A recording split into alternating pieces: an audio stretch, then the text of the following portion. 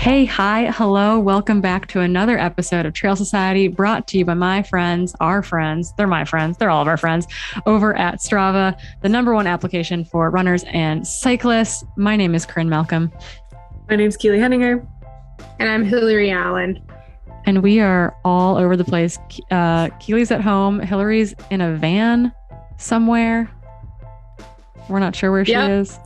I'm in Utah at the moment, trying to find my way back to snowy Colorado before I head up to Portland eventually. Keely, I'm coming.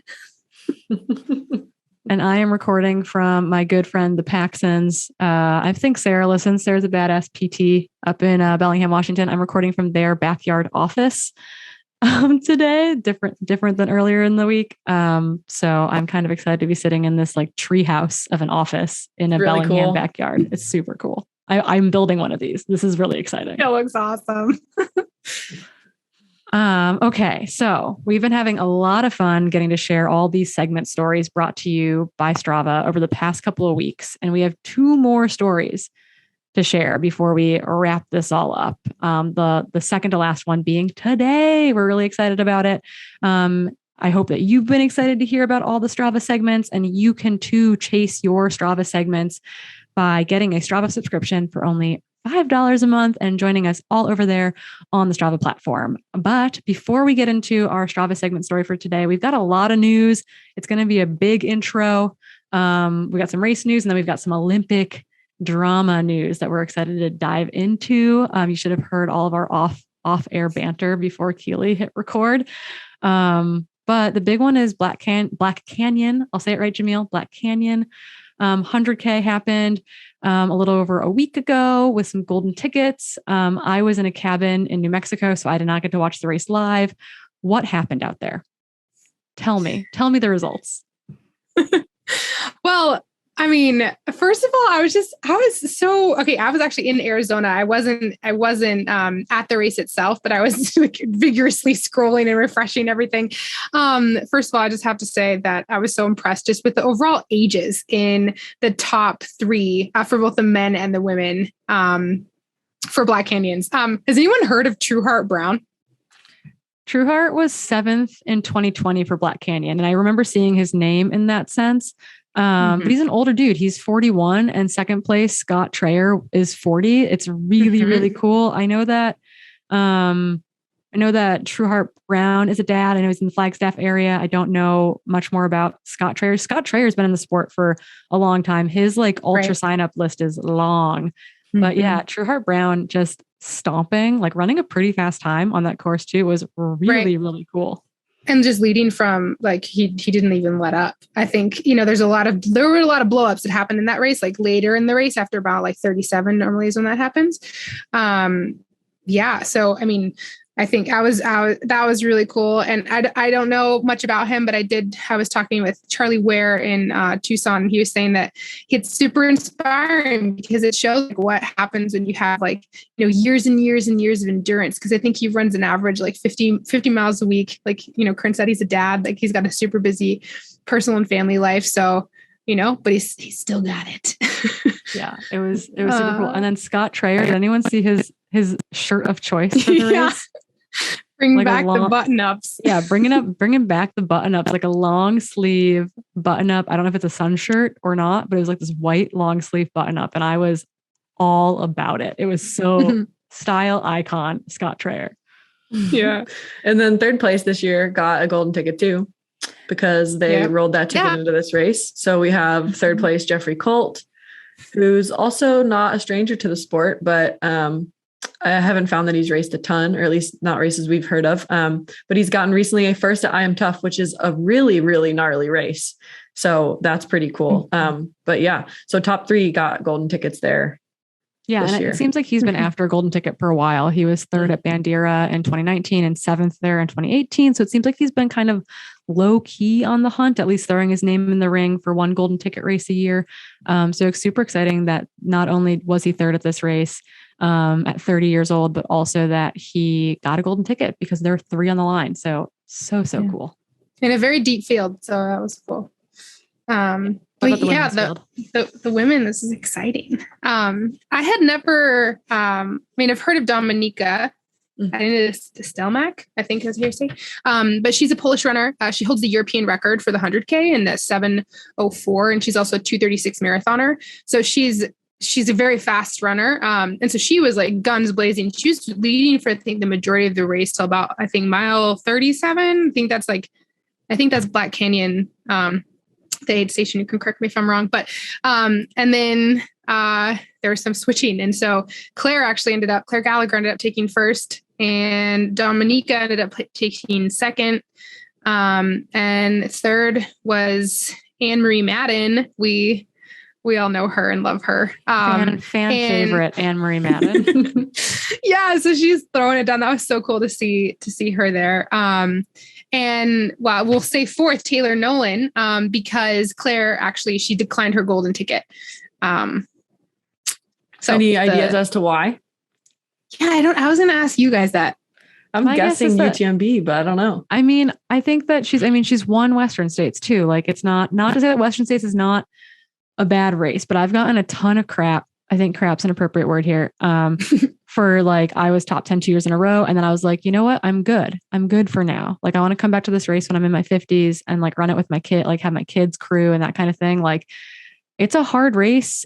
When you do something like Western States at the beginning of your season, like, you might not race again for the rest of the year. You might not race well again for the rest of the year, potentially. Yeah. Like, it takes a lot out of you. And so there are other, like, I've been on the record, I'm on the record again here of saying there are other fish to fry besides Western States. I love Western States. I will be there talking about all of you at Western States, but it's like, if you do that, it's your season and there are other races to go to and other events to be at. And maybe she's got a conflicting event that's even earlier in the season. Totally. But yeah. I think it's okay to decline. And I agree with all that. I do know that she is racing San Juan Solstice. And that's cool. That's the same weekend as Western. So that might be why. Yeah. People love to give you crap for turning down a ticket. I get that for sure. I turned down my first ticket, and I think it's like, if you don't want to run Western States, you better not run it, because you're going to hate all 100 miles of it. Right. So just because it's Western doesn't mean you have to take your ticket. So I totally get it, but it was just interesting because I feel like racing Black Canyon, it's pretty early season as well. 100K seems like a good build for Western, but again. Yeah, it's a great build for Western, but if you want to run other stuff, maybe this is your chance to rip the Band-Aid off for something else, get the legs rolling. Maybe it fits in your calendar really well. So I don't know, I'm proud of Claire for like being like, I've got other stuff on my calendar, other things I want to do. I think something to add too, as we talked about the men, Dominika and Anne-Marie Madden are 39 years old and 41 years old. So really, really cool to see these athletes who are, at least my senior by a decade, or almost a decade. I'm almost 32. I'm not that young either, but it's exciting to see these women continue to throw down. I'm pretty sure Dominika's a mom. I could be wrong on that, but I feel like I met her at Worlds in 2016 in Portugal, and ran a lot of the race with her. She's got this crazy calf tattoo that I stared at for a long time. Her and her husband are super funny. Got to hang out with them after the race. I think she's a mom. I think they have kids. And she wins the Wings for Life Red Bull event every year. Like, the woman's got wheels on flat and fast stuff. And I am so excited to see what that looks like at Western States. We've got a lot of speed coming in on obviously both the men's and the women's side, and they're setting up to be really good races, as they always are. So the hype is building. We're very excited. So much hype. In other news, we have someone else who's really speedy, who might be at Western State start line again this year as well. Just set a 100-mile world record. Camille Herron broke her own world record in the 100-mile, running 12:41, 12 hours and 41 minutes. So blazing. She also won the whole thing. So she won the USATF 100-mile national championship overall. So she beat men and women. In the same time, she set a new 50-mile world record for her age group. She just recently got into the 40 to 44-year-old age group, running a 6:08 for 50 miles. And then she also set a 12-hour world record of 94.5 miles.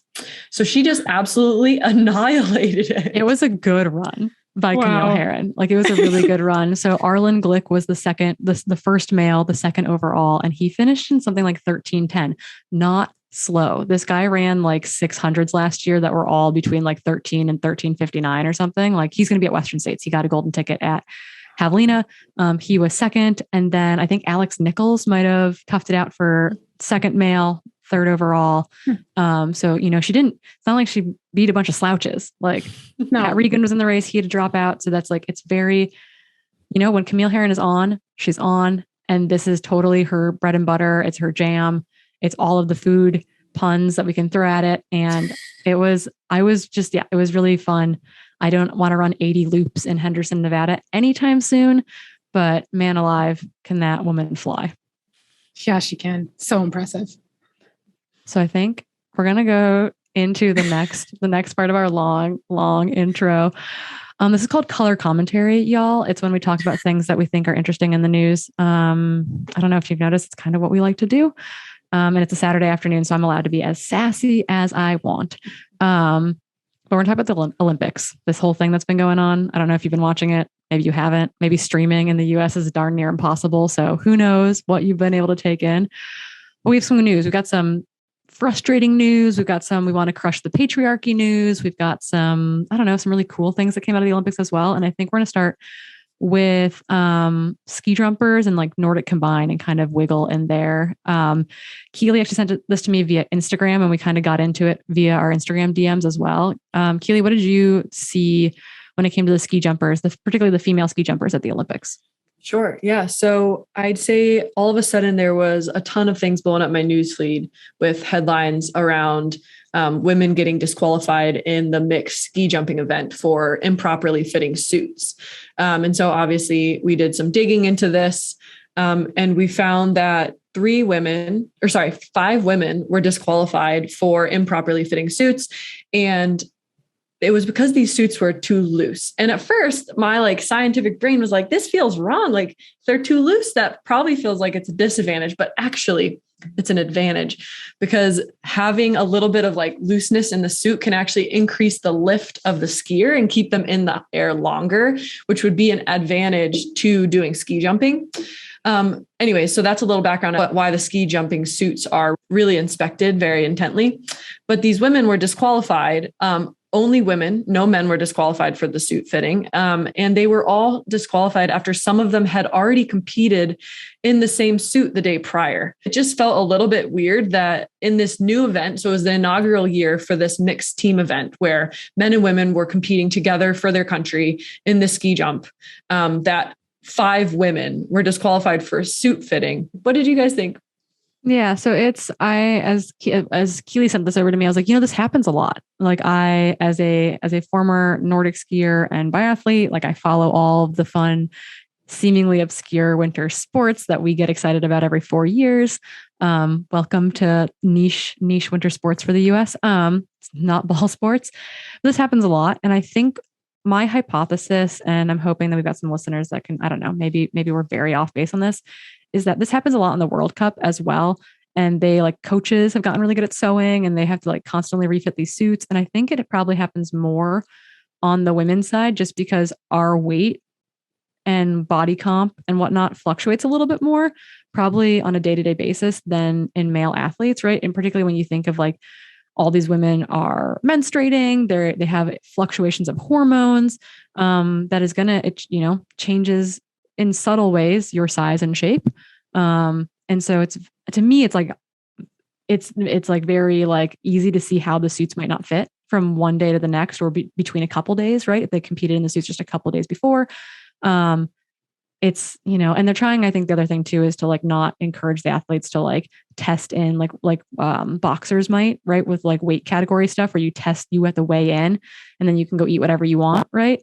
I think the idea there is that they don't want athletes to have to measure or weigh in a suit and then try to change, try to drop weight or something really quickly. So maybe there's a safety element there, but I think in part it's just that women's bodies fluctuate a lot more than men's. So I'm not surprised that the suits change how they fit within a very short time period. Does that make that fair? I don't know, but I think that's what's happening here. Yeah. I think also like we don't know either like what actually happened there. I think there's a lot of quotes going around right now because, for instance, like someone was saying that they were being measured in like a completely different way than they had been before. And if that's the case, then that's a policy issue, right? Because we should be measuring suits the exact same way every time so that people can create the correct suits and sew them themselves and make sure they're fitting and corresponding to the actual standards. And then another thought is that this is the first year where women didn't have to wear hip panels, where they used to have these pads put into their suits. And some women thought it was because the Olympic Committee wanted them to look more curvy. This is obviously, again, a little bit of opinions, but I feel like it's just like, it kind of paints a bad picture. Remember in the Summer Olympics, guys, where we talked about the softball players and how softball players for the first time ever were like allowed to wear pants or something. And like the rationale behind it was like, well, the audience might not know if men or women are playing. And so I wonder if there's some of that in this too. We're making a little bit light of this, but like, I wonder, right? Like, is that people do things for weird reasons? Policies are in place for weird reasons sometimes. I agree. I mean, I can't. So this is all news to me. So like, because the sports that I've played, right? Like I'm not, you guys are bringing up a whole bunch of really good points, right? That I didn't even think about. And like this whole like lifts and why can't you like, there's all these rules that could be bent, but I'm coming over here from like, tennis where I'm still pissed that I couldn't like wear shorts on the court when I wanted to, right? Like that was my uniform, faux pas. But I mean, yeah, it's like coming up with all these subtleties, but yeah, I agree. It's when you get into the weeds of it, it's actually, yeah, there's a lot more going on. Yeah. So all these sports undergo equipment control, right? And for this sport, the suits are part of equipment control. In biathlon, for example, equipment control involves like them weighing not generally your rifle, but your trigger weight. And so they like before every single competition, they put this little thing on your trigger to get the trigger to go. And it has to weigh a certain amount. It can't be too light. And so like there is an equipment control, there is a standard, there is a policy in place. And so the question here is, was there a new policy enacted? Is the policy always fair? And, were they measuring incorrectly this time? Or was it as quotes coming out are saying that they were measuring in a completely different way than normal? Like introducing a procedural change at the Olympics is not a good idea. So just kind of like, there's just broad questions in and around the sport there, I think, more than anything. Totally. And I mean, on a positive note, this was the first Olympics where we introduced new skiing events for women. So there were some new freestyle ski events that we added this year. Again, this mixed team event where these disqualifications happened was also new. And so we're progressing in the sport of skiing a little bit towards equality for men and women. But I do know there's also some other controversy on that as well. If you want to go into that for us, Corinne. Yeah. So I think the big controversy here more than anything is the Olympics is not gender equal. And by that, I mean that there's not equal representation across all sports. And so ski jumping used to be one of those sports. Ski jumping was only introduced into the Olympics in 2014, which was very, very cool for women. It's been a male sport for a long time. There's a lot of conversation too. The women have less jumping events. The men jump off of two different hills. I think they're even called like Big Hill and Super Hill or Big Hill and Little Hill or something, which is probably very wrong. But the women don't have as many. They only compete on one hill. And part of that might be due to, I don't know if it's competition standard or not. And there's a lot of, I think in the running world, there's a lot more drama about like equality in distance run. Like there's a bunch of petitions going around for the NCAA about lengthening cross country races to be equal length. But historically, like both in cross country skiing and in biathlon as well, they're not equal distances, but it's more akin to equal time racing, i.e. in biathlon, our shortest event was a 7.5K. The men's shortest event was a 10K, but we raced for about equal time on the course. And I think that's an important thing at play. It's not necessarily about the overarching number. See that in mountain biking as well, where the women usually race one less lap than the men, in part because they both race for 90 minutes. So that like it's like a time of play versus a distance accomplished during that. So that's like something that I feel like is sometimes hard for an American audience for us to like wrap our heads around. Like, is like, what does that look like in fairness? The big thing though, with it not being gender equal is that we were hoping for 2026 in particular that Nordic Combined for women would finally be introduced into the Olympics, Nordic Combined being the sports of ski jumping and cross country skiing. I have a good friend who I raced biathlon with. She's currently racing biathlon again. Tara Garrity Moats. She was the World Cup winner and the inaugural world champion for Nordic combined last year. She switched back to biathlon because the 2026 Winter Olympics panel the IOC decided not to add women's Nordic combined. They don't think it's internationally competitive enough yet. Which is like, I don't like, how do you grow the sport then? How do you make young women excited to stay in this sport if there's no Olympics for them to get to, is the issue there. Like Tara left. She left because there's nowhere for her to advance. There's no Olympics. They just finally got a world championship. They just finally got like a World Cup season, and before that it was only like not a NORAM season, but a slightly lower tier, like a Europa Cup season. And so in my mind, okay, maybe the sport isn't gender equal, or maybe the sport isn't as internationally competitive yet. Like they don't want certain country dominance. They want it to be more, they want to have enough competitors in it. They want to make it a competitive field, but the sport has to grow from somewhere. And if there's nowhere for the sport to go, there's nowhere for these 13, 14, 15-year-olds to go as senior athletes, it's really hard to keep them invested in that sport and not have them leave for ski jumping or for Nordic skiing or for biathlon or some other sport where they can continue to climb the ranks and ultimately make their goal. Most of these athletes aren't making a ton of money. So the goal is really getting to the Olympics. The goal isn't, none of them are pulling in salaries. Most of the US biathletes, for example, join the National Guard because it's the only way they can make money to have a career while being an athlete. So I'm really bummed for athletes, for the women athletes in particular, for Nordic combined. Skimo is inducted for 2026. It's going to be the inaugural. It's kind of like they call them a expedition event. It's like its first trial run in the Olympics, but it's, it's an official Olympic event that they got the nod for 2026 in Paris, and Nordic combined did not. And that seems like a huge slap in the face for all those athletes. And it's really unfortunate that the Olympics is still not gender equal because of that. Rant over.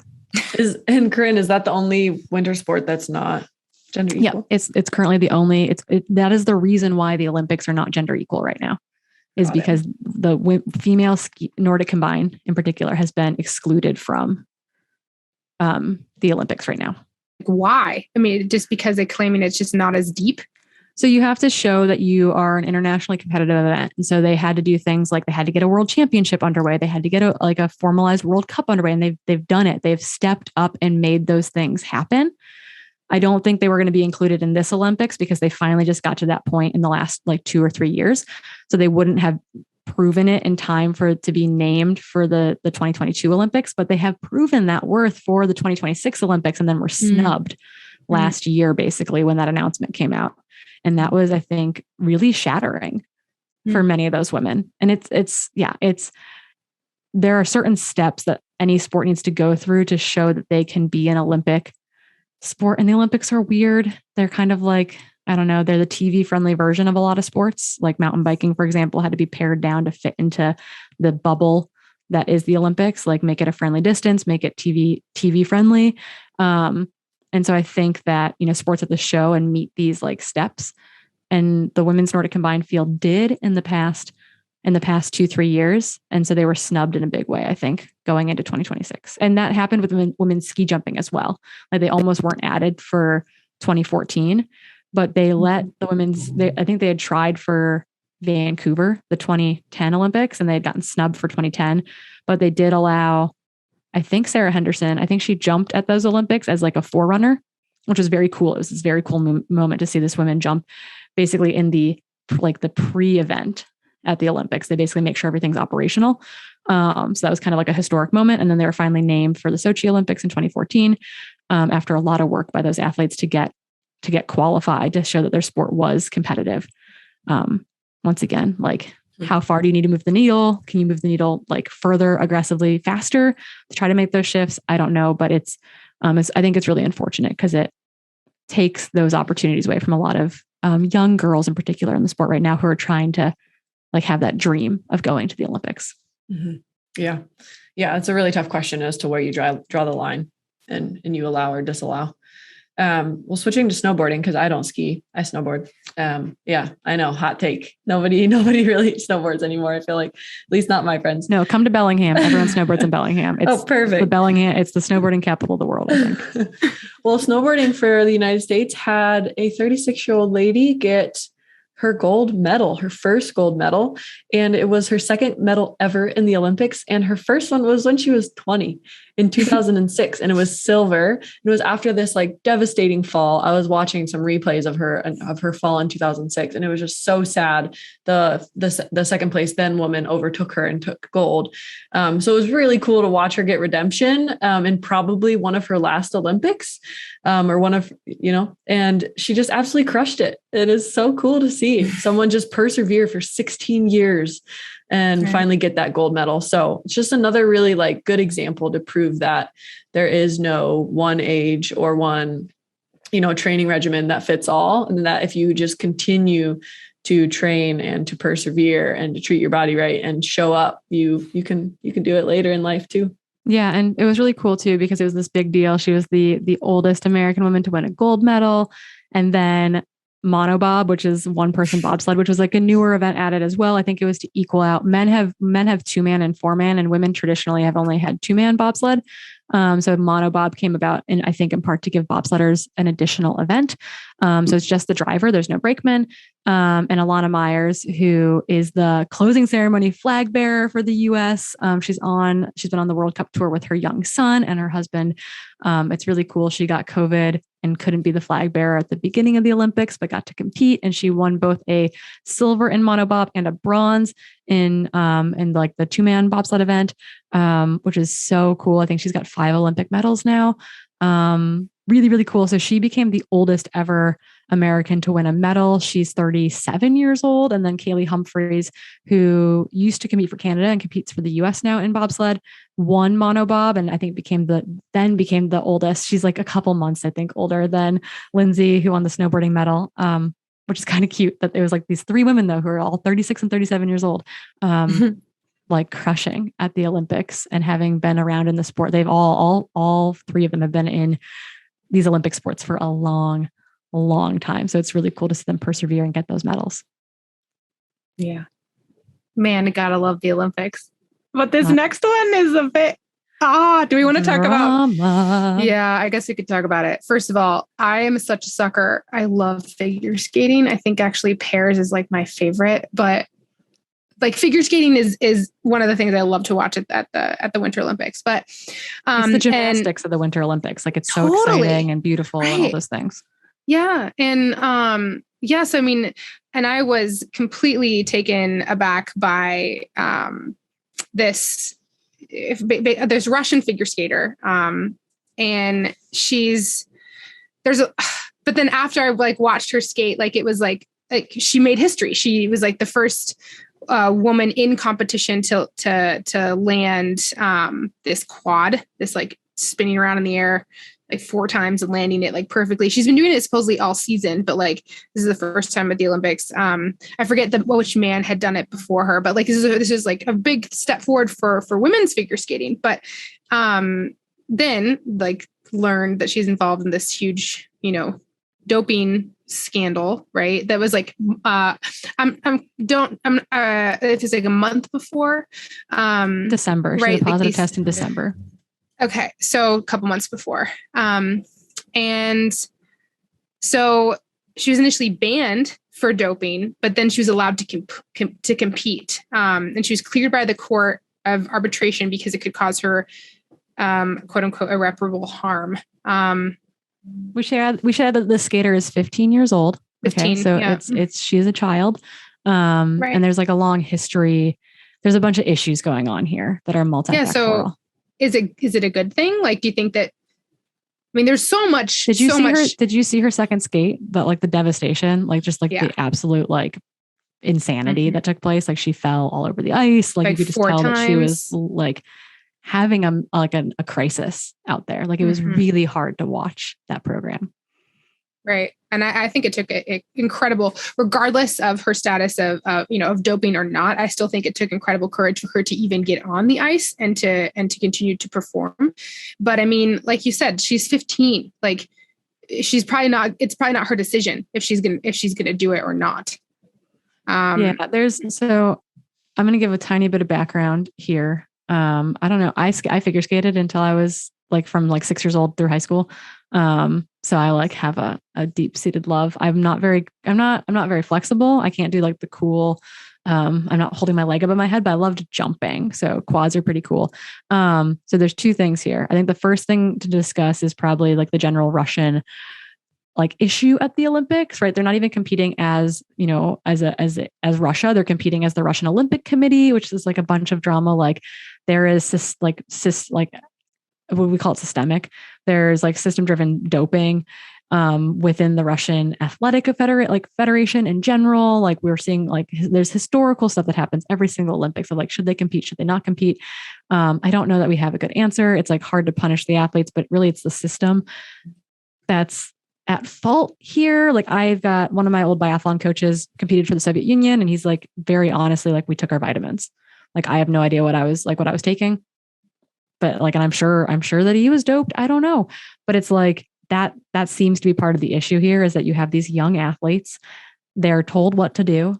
Like, yes, they're humans. They're making conscious decisions, but I don't know. We're talking about 13, 14, 15, 16, 17-year-olds. Like how much control do they really have?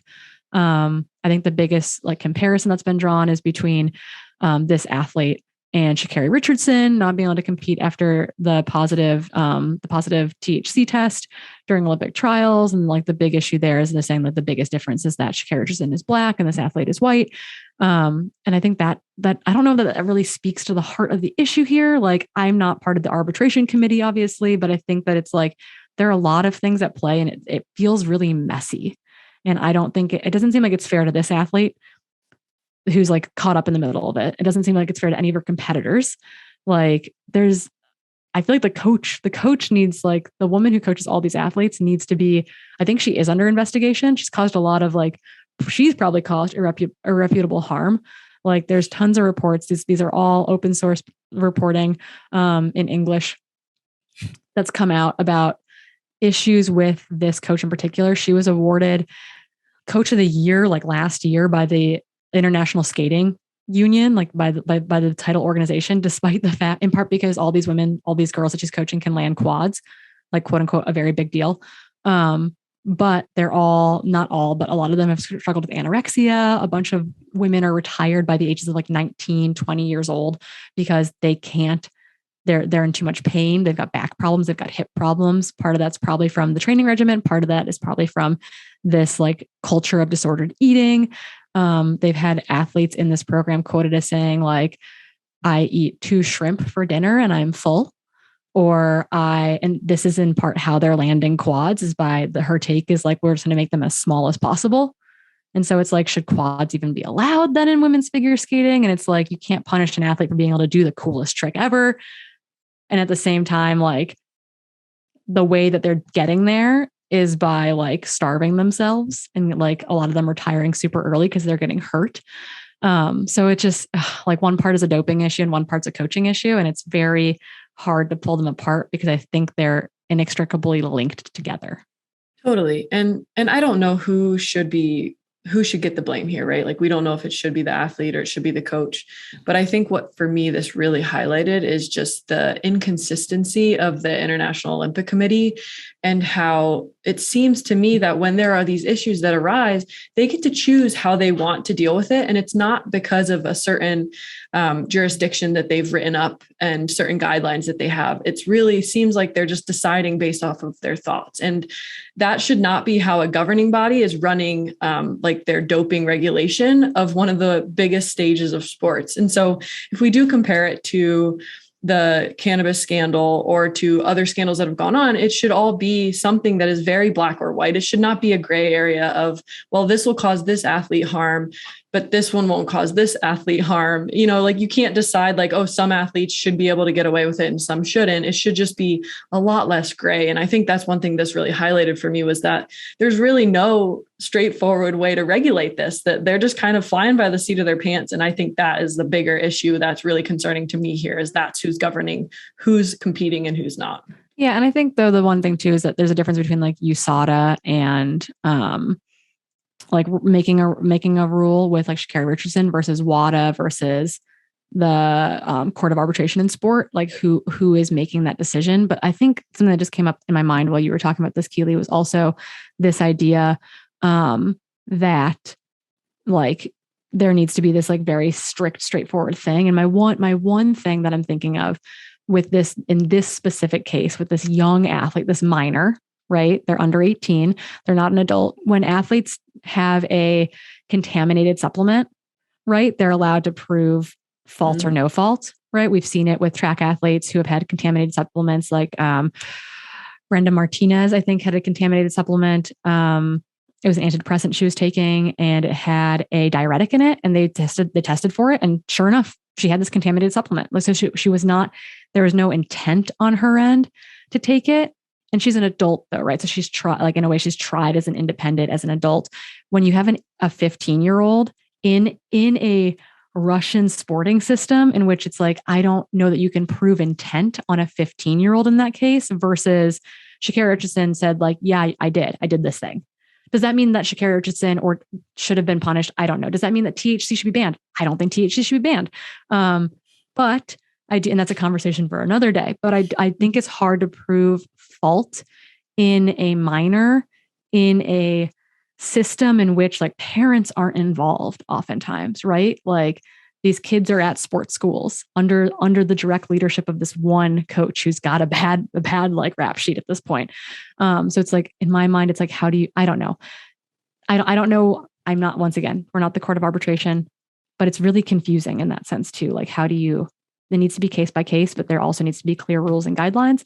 And I think that's like, we're like the ethical side of us and the moral side of us and the like practical human, like the empathy side of us is all caught up in one thing. Mm-hmm. And it's hard to break those apart, like how we feel about it innately, how we feel about if this was our sport innately. And then like, also, what do the rules say? And I think that's like our hearts versus our brains in this situation. Mm-hmm.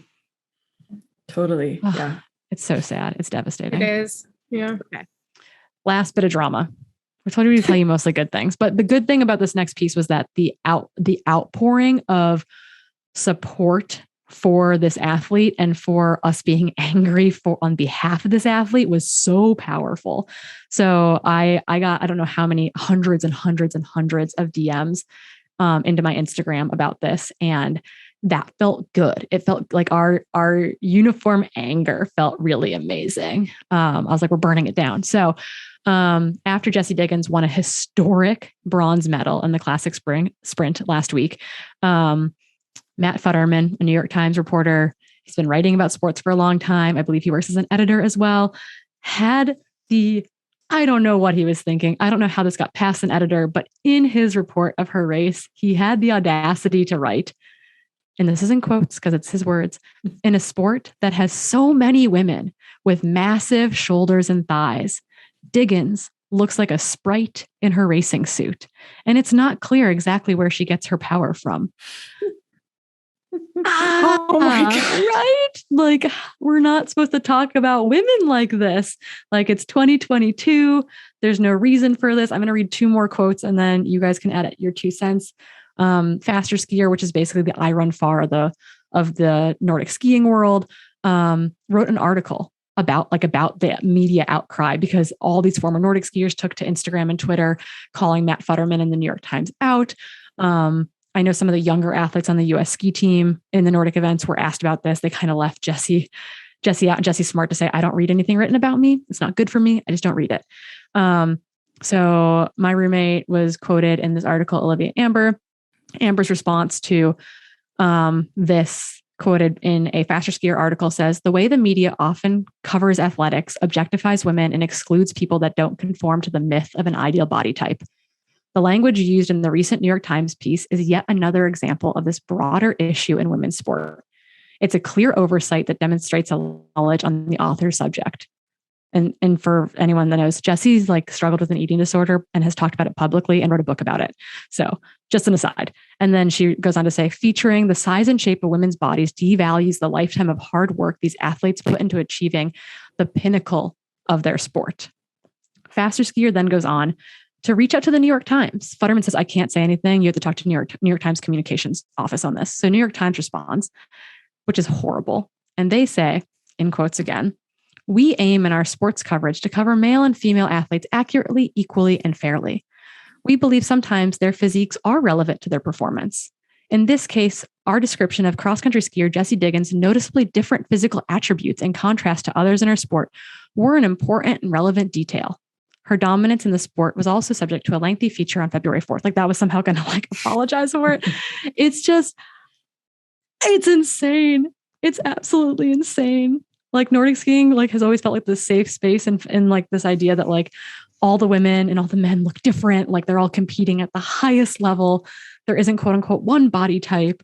Like all these women and men are so strong and like at the height of their sport. And it's just like the audacity of this dude, this white male to like write about, like to one, like call Jessie a sprite, but two, like to tell everyone else that they're huge is like, I don't know. It just seemed uncalled for and so unnecessary. And so much so that I went back and read every single New York Times article that week on Olympic coverage to see if they talked about any of the male athletes in that way. They? No, they did not. That's exactly. No one was like, wow, Chen's quads are so big. No wonder he can land on those quads. Like no one said that. Yep. Like I did the exact same thing. Yeah. They talked a lot about women's hair. Like it's insane. Like blonde locks flowing out of her helmet. It's like, is that really a descriptive characteristic necessary to get the point of your piece across? No. Yeah. Exactly. And that's what frustrated me so much about this whole thing is because like Jessie just made history. Like talk about the performance. Like her teammate was fourth. Like her teammate was fourth. Right. And like if Jessie hadn't been third, Rosie Brennan would have made history with an insanely good fourth place performance. Like, come on, they're missing the point. Right. Yeah. Yeah. I had a lot of guys also reach out to me, Corinne, saying, oh, well, you know, you're kind of like not being on both sides of the coin here because you wouldn't make this big of a deal if a man was called out for his physique. And I kind of wrote back like, no, I definitely would. And it's never talked about in the same way as female physique. It's never called out as a derogatory thing. And it's never called out as something that is in hindering their performance or making them different, right? Mm-hmm. It's always called out in males as something that is making them super powerful. It's always a positive when it's talked about, which it's not as frequently talked about.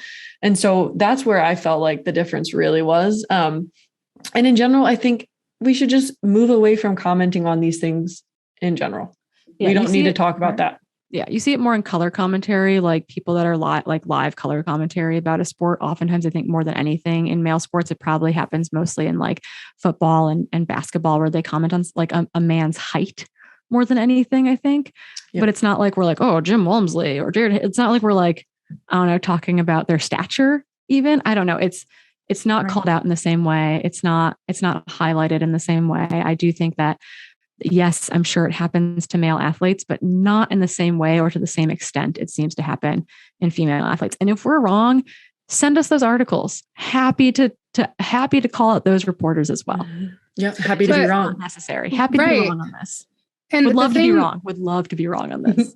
Absolutely. And one of the things I loved, Corinne, you retweeted it for exactly what our coach Adam St. Pierre said. But like the main issue is like, of course, New York Times is missing the point by reporting about that and not about the performance itself. But also what then happens about, you know, the downstream effects of like a young girl getting into sports. And if she reads this article and thinks, oh, but then what am I supposed to look like? What if she looks like she has, you know, big muscles and, you know, and thighs and all the stuff that this guy's describing? And will she think that that's negative or that she has to change her body to perform a certain way or to fit in? Like that's another issue that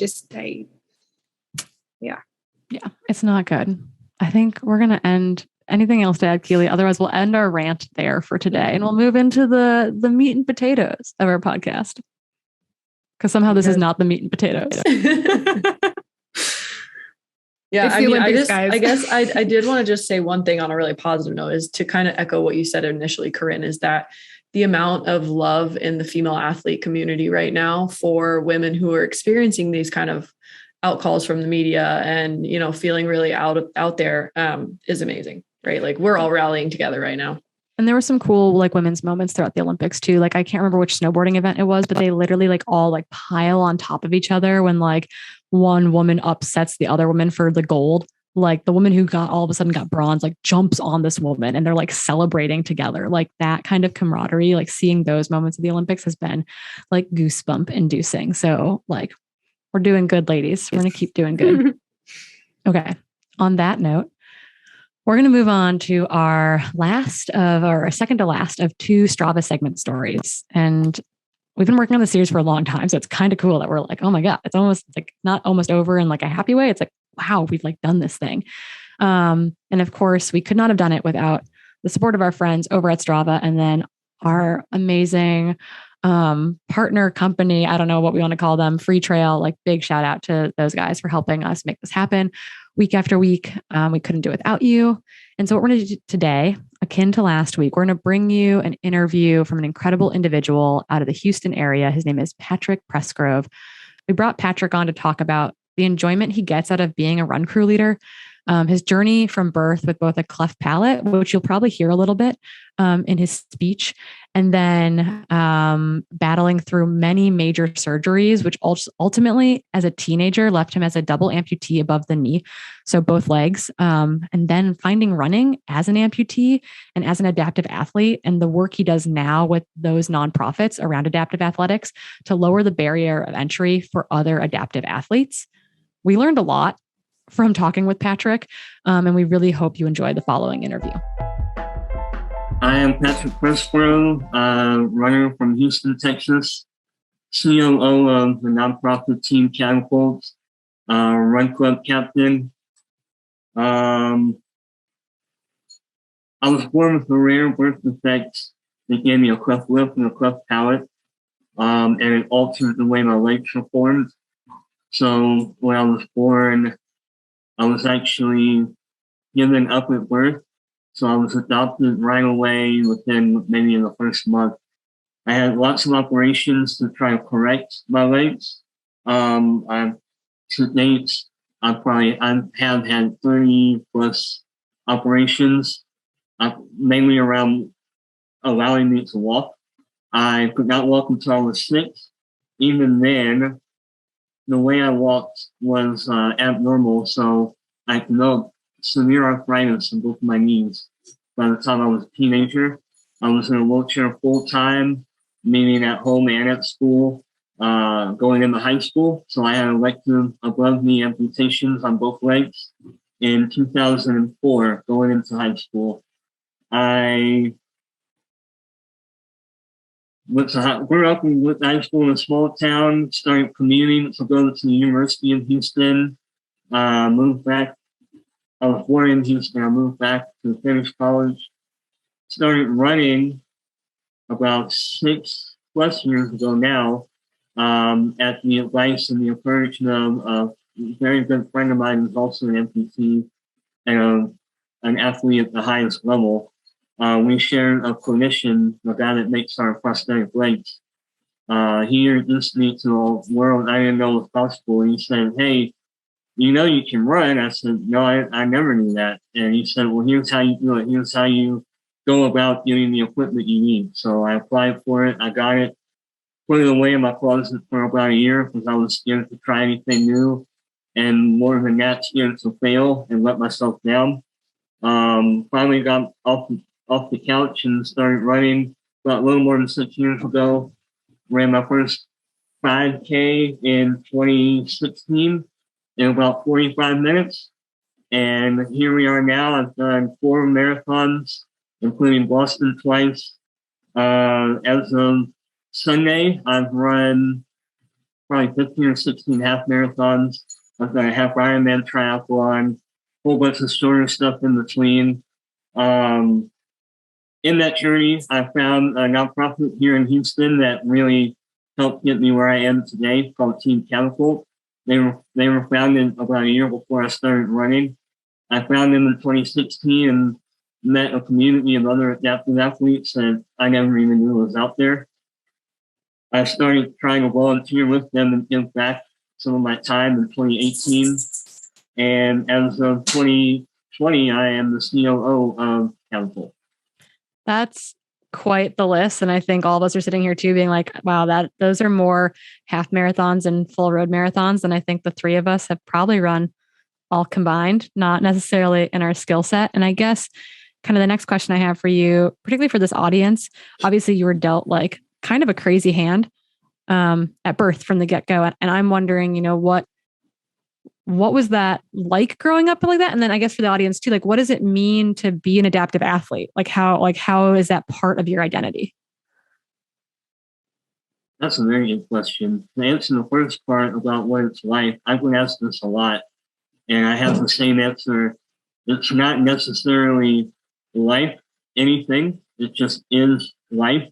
So you just wake up, and it's not like I wake up saying, oh, I don't have my legs, or oh, I'm in a wheelchair. I just wake up and it's another day as me. You really don't see the complications and the adversity that you're going through until either you can look back on it later, or like maybe you have a really tough day and you're like, wow, this really sucks. I wish I wasn't disabled, or I wish I didn't have this wrong with me. But in general, it's not so much that it's life. For me, that it was life anything, it was just another day. So going from not walking to walking was just like, oh, this is just what my life is. And then going from walking to a wheelchair is just what my life was. And then going from that to walking again was like, well, in the moment I understood how special that was, but it was also like a part of the journey. Like for me, there wasn't another option. So, and being an adaptive athlete, how much of it is a part of my identity? It will be to the extent you let it. Like I show up at a race, and I'm usually one of less than a handful of amputees, and I'm probably the only double amputee. On top of that, I'm probably the only above the double amputee that maybe ever run that race ever. That's something you notice. And, I'm hard to miss when I walk up to the start line and I'm on the course. But it took a little time, but now I use it to my advantage. Like I understand I have eyes on me, whether that's people in my community or not. So I just use it as an opportunity to, first and foremost, show myself what I can do. When I hit a new PR, that's for me. But just the fact that I'm out there is huge it can be huge for people disabled or otherwise. So I understand what that means now and the responsibility I have with my ability. So I just use that to my advantage now. It's an opportunity to really do something I never knew was possible before. Even when I had my legs, I couldn't run. I mean, I've been disabled my whole life. So it wasn't until I found this that it gave me an opportunity to be a little more quote unquote normal. Like I can go out and go for a run almost any time now. It looks a little different for me than others, but it just helps me be a part of a whole new community I never even knew was there. I didn't know running was a thing growing up. And I really didn't know running as an adaptive athlete was even possible. So, yeah. Like the article said, I would wear pants or jeans and walk into a room and put myself in the corner and hang out and talk to whoever might approach me. But now I love being in a pair of shorts and that's just me now.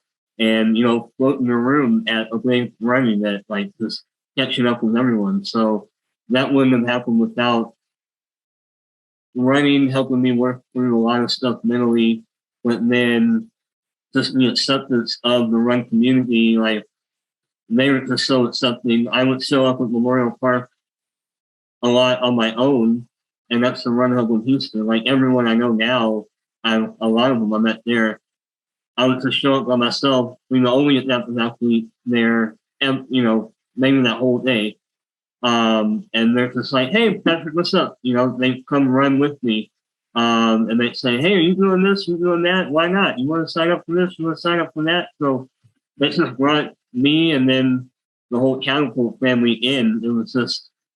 it was just nice and seamless and natural. So without that welcoming aspect, I couldn't have built what I've built.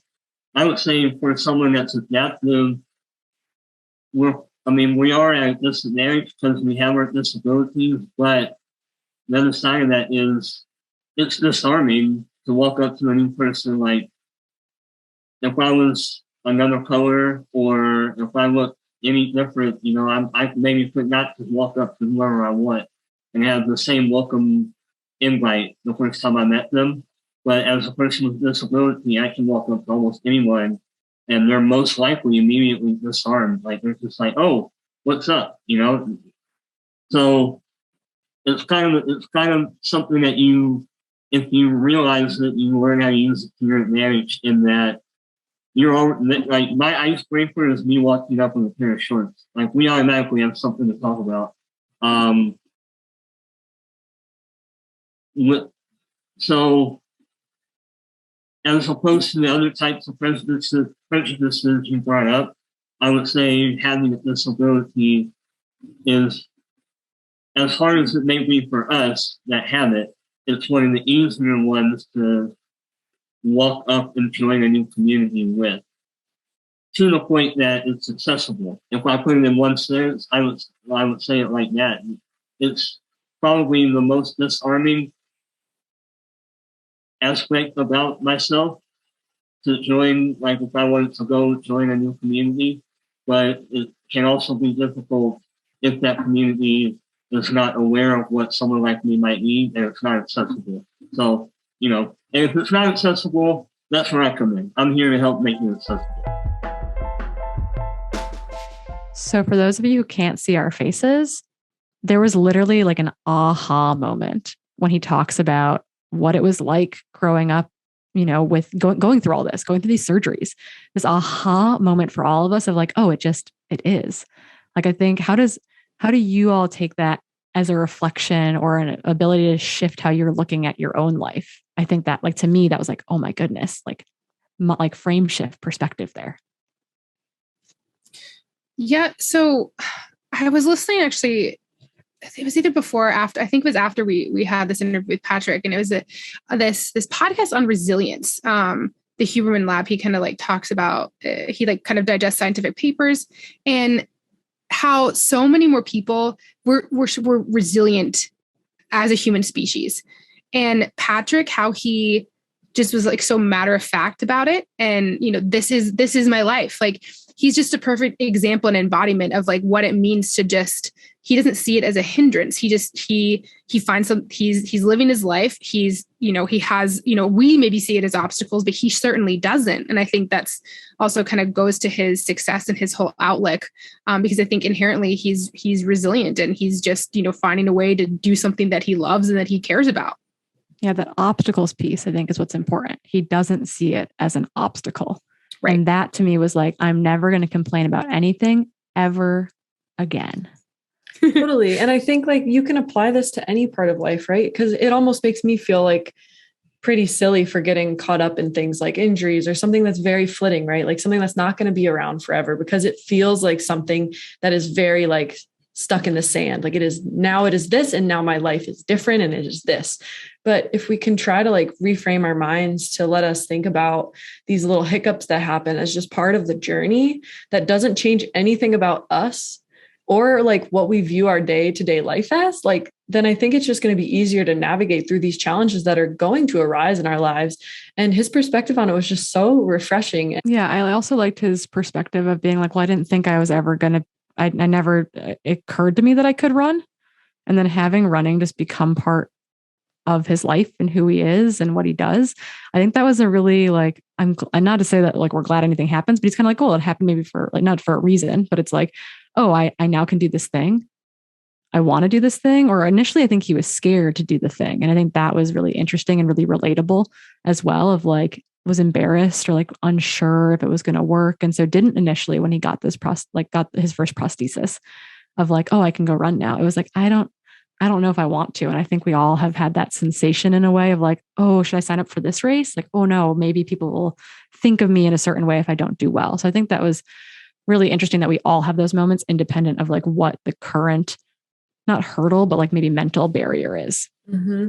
Yeah, he almost flipped the equation, right? Like we all find ourselves identified as a runner, right? And he almost like took running and let it identify himself as a human, because I feel like through running, he was able to gain the confidence to then branch out and make new friends and try new things and be confident to wear shorts and show off his prosthetics. And it was almost like a role reversal of running where it really helped him to find himself, which was really, really, really, really cool to hear.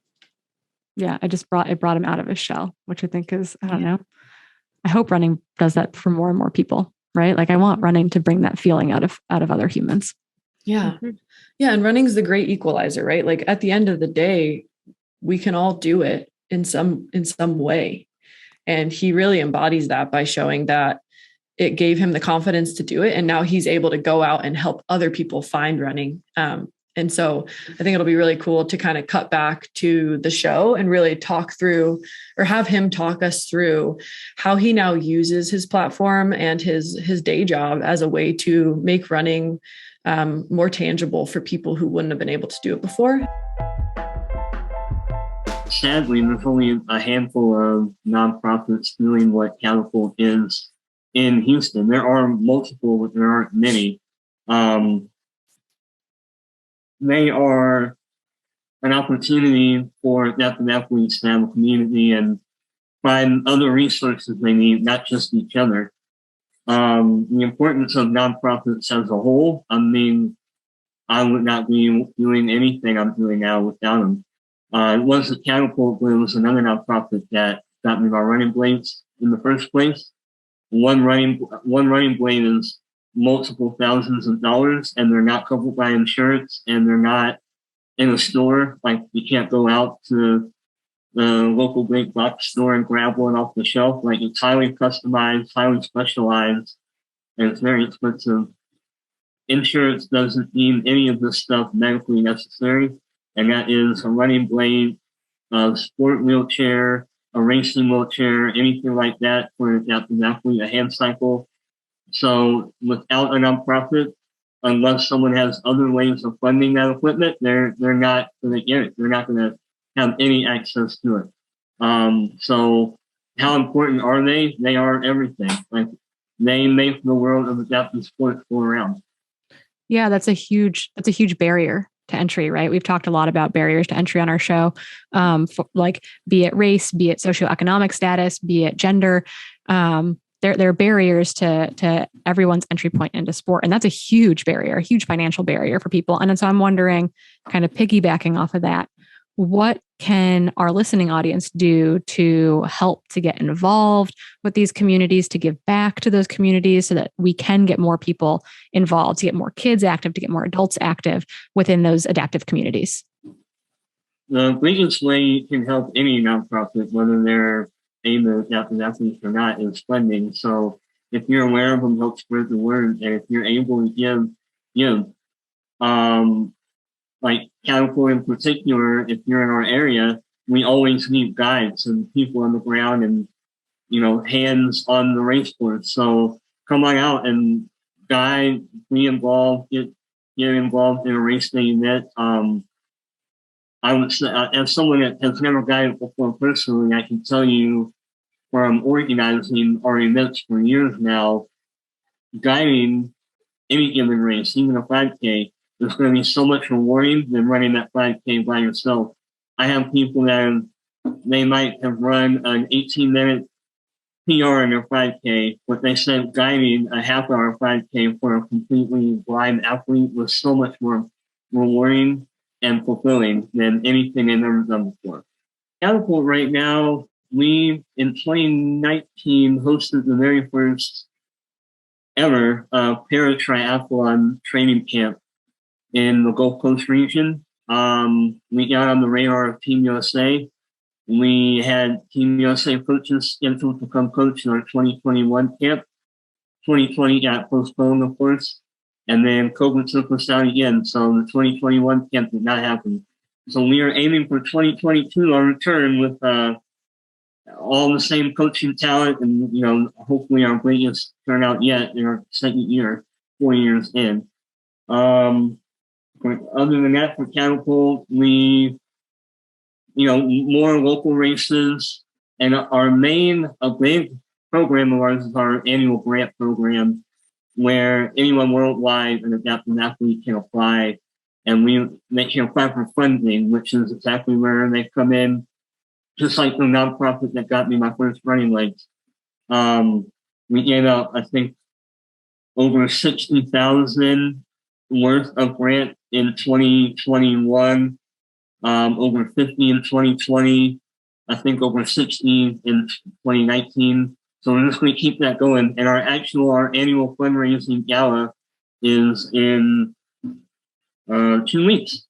And that is where 99% of our money comes for the whole year. So we're really hoping for a good turnout. And if they're on our calendar and you're an adaptive athlete, even if you're coming from out of town, we'll pay for your entry. And if you need, accommodations, we'll hook you up. And anything you need, if you're a blind athlete coming from out of town, we'll find you a guide. Really anything you need to start and finish.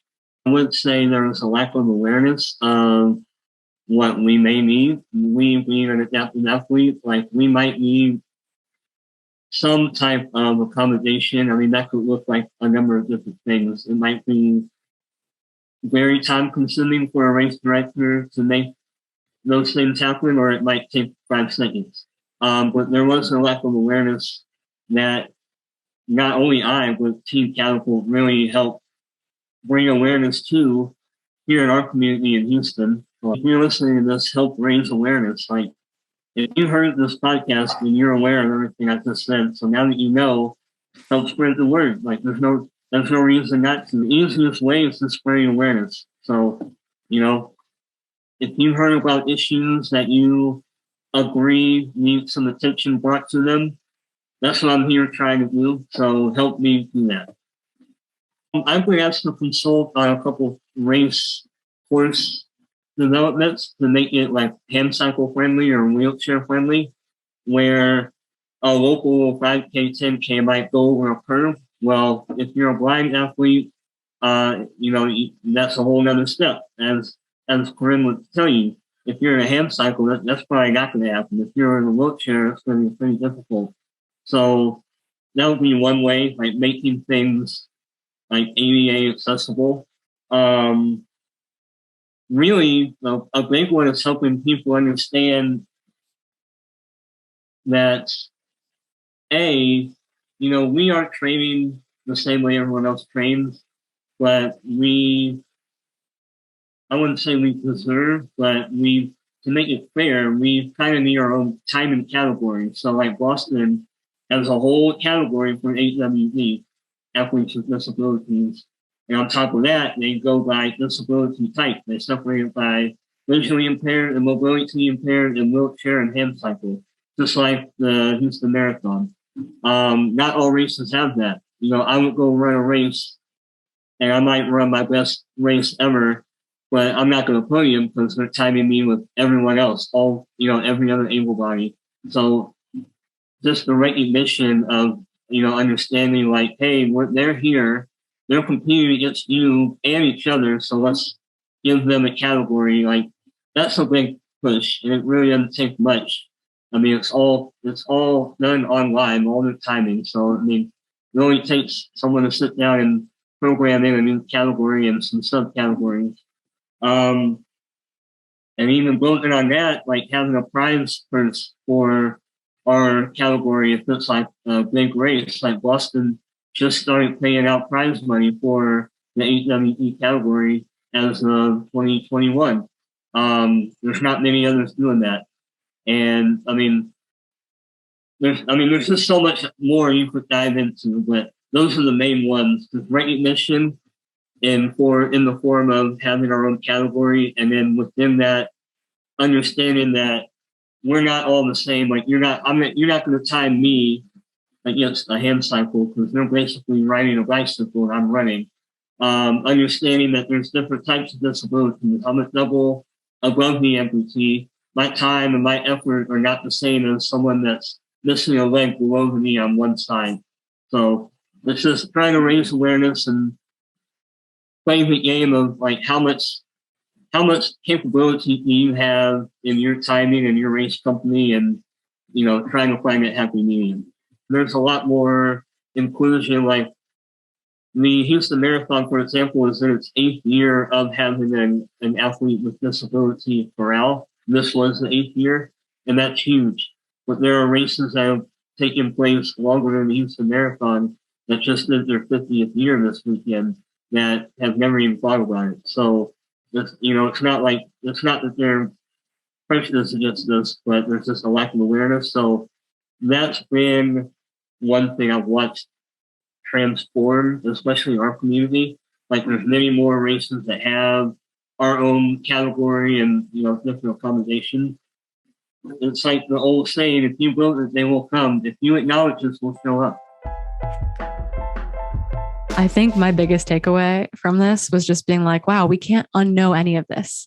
Now that I know these things, I think about it constantly. I think about these barriers constantly. I think about the things that I didn't know were barriers, like curbs, constantly. And I have worked with and have guided like visually impaired athletes. And now I still this brought even more like of an understanding into this world of adaptive sports, and not even the traditional barriers we would think about, but just like not having to ask these questions, right? Like having to be able to like go to a race. Like how nice would it be as an adaptive athlete to go to a race website and just have the information provided for you, instead of having to track down the RD or the person in charge of volunteers and ask all these questions over and over and over again. Like how infuriating must that be? And now I can't stop thinking about it. And it's my new life mission to help fix whatever I can. I don't know if you all feel the same way.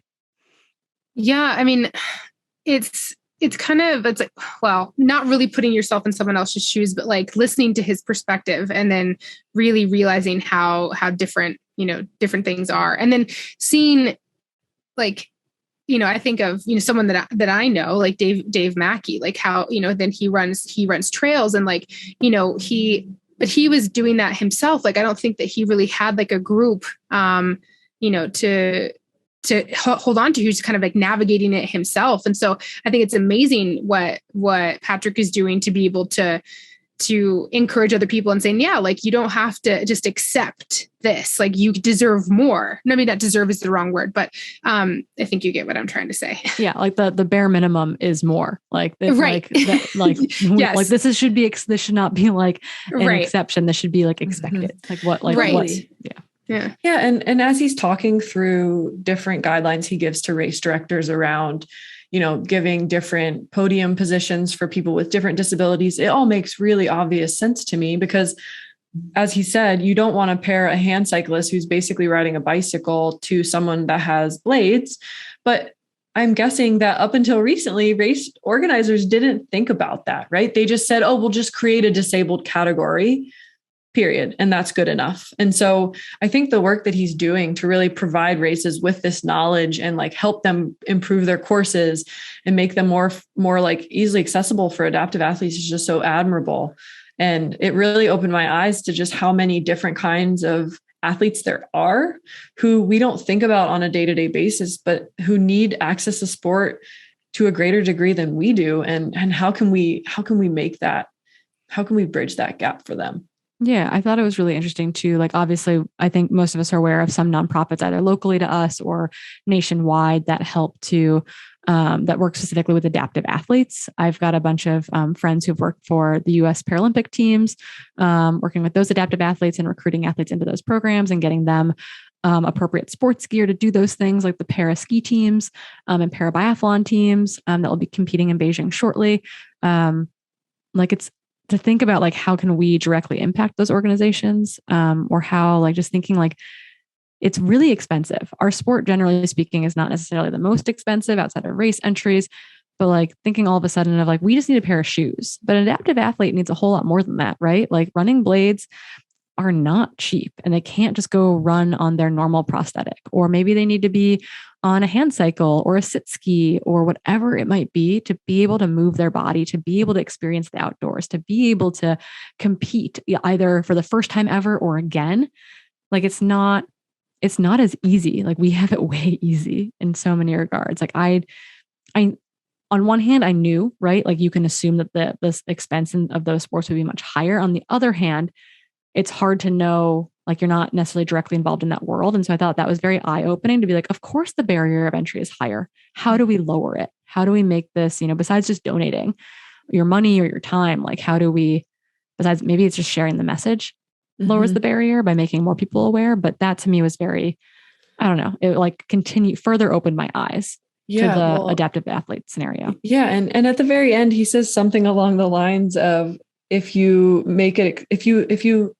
call us, we will come, or something like that. He quotes a video, and it's so true, right? And how can we help him give races the knowledge so that they can advertise to these people who clearly want to push their bodies in these ways, so that we can start diversifying the amount of people that can come run at these races. And so, yeah, my head is spinning as to how we can try to start incorporating a lot of these things into the trail world. And so if anybody has ideas, send them to us for sure.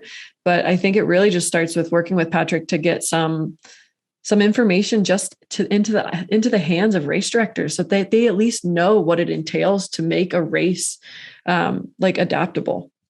Mm-hmm. Yeah, that was. I think it's more common in the road world, right? Road marathon, like majors, like big city road marathons, I think have adaptive categories and all that kind of stuff, and they've got more of this set up already. But you're right. Like, how do we bridge that into trail and ultra? The athlete that I've worked with the most is this visually impaired athlete. And it's a lot of work for him to go around and contact these race directors and be like, hi, I know we can't have pacers till mile 60, but I can't see. Is it okay for me to have a pacer earlier? And then he came to me and said, hi, not only do I want to be able to like have these guides, but I want to use them effectively. They're not like it was really cool to figure out like how to use a guide effectively. Like, how do we like help him perform at his highest level with this guide, with this assistance, versus it being like, okay, I'm going to figure out how to get to mile 60 and then pick up my first pacer type of thing. So it was like this really interesting thing where he had to spend so much time on the back end talking to race directors over and over and over again to make sure that they were aware of the situation, to make sure that the person in charge of the aid station wasn't going to tell his guide that they couldn't be there all of a sudden, right? Like, to make sure that communication chain is across the whole race event, and that falls on the athlete's shoulders. And it's like, well, maybe this needs to fall on the race director's shoulders. And how do we, as Keely just said, how do we get that information to the race director so that adaptive athletes don't have to ask, so that information is provided to them instead? We learned so much from Patrick's interview. I hope you all learned so much from the interview too. I think we had so many aha moments while we sat down and had this conversation with him. Again, if you want to learn more about Patrick and Patrick's story, Strava didn't do a video on Patrick. Strava did a write-up on Patrick and his run club, the Freaks Come Out at Night Run Club. It's a really cool group. You can find a link to that in our show notes. And we also encourage you to go and check out all the other videos that are now live as part of the Strava segment stories. That will, once again, that all that is linked in our show notes below. And I think right now we're going to move on to our Society Slam. Again, Society Slam is brought to you by our friends and sponsor of our podcast over at Oura Ring. We're excited to be using their product, and we're going to continue to use their product and get to talk about it more coming up just a few episodes from now. So hold on to your horses for that one. Hillary, you just told us that you got a really cool Society Slam that you wanted to share. Can you tell us all about it? Yeah. So this is an added bonus. I didn't actually get this until a few days ago, but I was at this book club. It's called the Ornery Mule Book Club. And they're actually talking about my book, which was kind of cool. But we got into some really cool and like pretty intimate discussions. And there was one woman in particular. And she was devastated because she was going through an injury. She was the victim of domestic violence, and she's been a runner her whole life.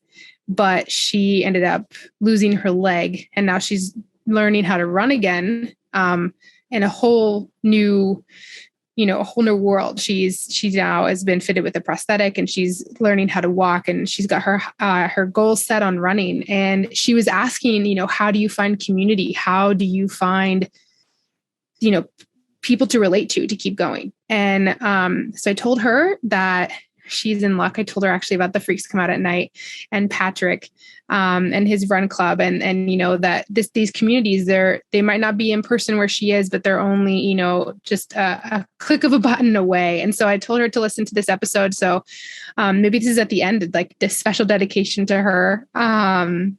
And I hope that she enjoys it and she can find, some sort of resources out there because, everyone's story is different, right? Running has always been a part of her life, but it can definitely change drastically. And, she's trying to rely on community, right? And I think Patrick is definitely providing that for,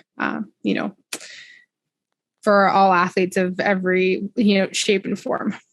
Yeah. And there's a lot of really inspirational adaptive athletes out there. I don't know if you've been following along with Jackie Hunt, Broserma. I don't know how you say her last name. It's hyphenated. But she's an amputee. And she's currently trying to set the world record for running how many consecutive marathons. And her goal is 100. I think the current record is 95 and she's 34 done as of an hour ago. Running one marathon a day as an amputee. So there's tons of inspiration out there in this community. And I hope that the woman that you got to speak to gets to find that community there because I think that there's a community there and I think they're very supportive. So hopefully she finds that. Keely, you just changed up your Society Slam because you're, I don't know, all over it. Was that your Society Slam? Did I just mess it up? No, tell us more. I didn't even read it. Oh my gosh. Oh my gosh. I legit didn't even read it, Keely.